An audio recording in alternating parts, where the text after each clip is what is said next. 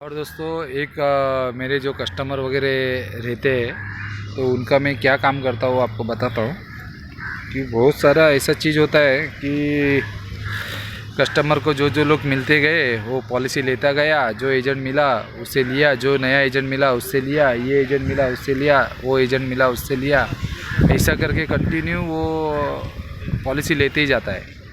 और जब वो पॉलिसी लेते जाता है ना तो होता क्या है कि अलग अलग एजेंट से वो पॉलिसी लेता है, बहुत सारा पॉलिसी लेते रहता है। तो जो भी एजेंट आए उससे वो पॉलिसी लेते रहता है। तो इसमें होता क्या है कि उसके पास 10-20 पॉलिसी हो जाते हैं या 4-5 पॉलिसी हो जाते हैं। तो आप सोचो अपने LIC में कितने ब्रांच है, उसकी गांव की पॉलिसी, उसकी बम्बई की पॉलिसी, वो जयपुर गया तो जयपुर में पॉलिसी लिया, उसने तमिलनाडु में गया तो तमिलनाडु में एक पॉलिसी ले लिया, ऐसा करके अलग अलग स्टेट के उसके 4-5 पॉलिसी हो जाते हैं। तो आपको क्या लगता है सही है ये अलग अलग ब्रांच से वो पॉलिसी ले रहा है और वो अलग अलग उसने कभी वो क्या बोलते हैं ब्रांच ट्रांसफ़र नहीं किया, तो अब वो ब्रांच ट्रांसफ़र करना चाहिए। वो एक ही जगह से वो पॉलिसी मतलब सभी पॉलिसी को एक ही जगह पे कन्वर्ट करना चाहिए, पार्टी से लेटर लेकर आप उस पॉलिसी को कन्वर्ट करना चाहिए एक ही उसके नज़दीकी जो घर के नज़दीक है उस होम ब्रांच में उसका सब पॉलिसी ट्रांसफ़र कर देना चाहिए। भले सर्विसिंग आप दो लेकिन वो खुश हो जाएगा। ये भी एक सर्विसिंग का मैटर है।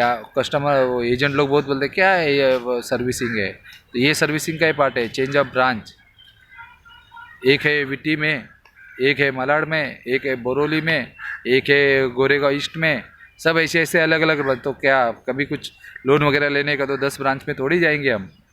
कस्टमर तो मुझे पूछेगा, अगर मैं उनको सर्विसिंग दे रहा हूँ तो बोलेगा ये लो रमेश भाई इस पे ज़रा लोन करवा के दो, ये 10-12 पॉलिसी है मेरी। तो क्या सब अलग अलग ब्रांच में थोड़ी जाऊँगा मैं। तो पार्टी से लेटर लेकर 4-5 दिन में हो जाता है, उनको आप पेपर दे दो और ऑनलाइन भी आप डाल दो कि जो भी आपका वो BO_ जो भी ब्रांच नंबर रहेगा वो @LICindia.com करके आप डाल दो। कस्टमर जोन को भी डाल दो, चेंज ऑफ ब्रांच करके चाहिए, ये ब्रांच से इस ब्रांच में चाहिए, ऐसा करके वो हो जाता है। कम से कम ये देखो कि उसको कम से कम 1 साल 2 साल रुकने का, क्योंकि वो EDMS इमेज उसमें मर्ज नहीं होता तो इसके वजह से थोड़ा प्रॉब्लम आ सकता है। तो आप ये सोचिए कि वो EDMS मर्ज हो जाए तो उसके बाद में आप वो ट्रांसफ़र करवा लो। ट्रांसफ़र करवाने के कभी भी रिवाइवल का काम आया, कुछ भी काम आया तो आप आपके होम ब्रांच में, आपके नज़दीकी ब्रांच में जाके वो करवा सकते हो। मैं एजेंट को भी बता रहा हूँ, मेरे कस्टमर को भी बता रहा हूँ, ये वीडियो दोनों के लिए है। तो आप ये आपका ब्रांच ट्रांसफ़र करवा के ले सकते हो। होता क्या है अलग अलग ब्रांच रहते हैं, अलग अलग ये रहते हैं, तो आप जब और पॉलिसी ट्रांसफ़र होने के लिए पॉलिसी इन्फोर्स होना ज़रूरी है।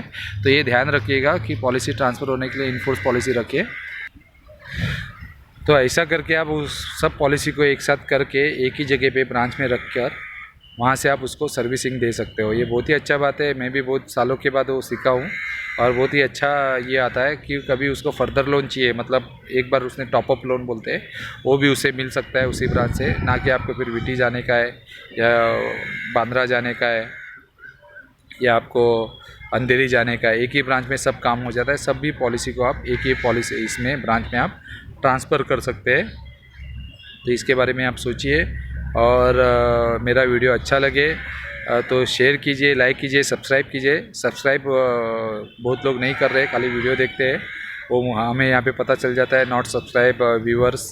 तो ऐसा करके तो आप सब्सक्राइब प्लीज़ कीजिए, तो हम लोग मोटिवेट होंगे और अच्छा अच्छा वीडियो बना पाएंगे। थैंक यू दोस्तों, बाय।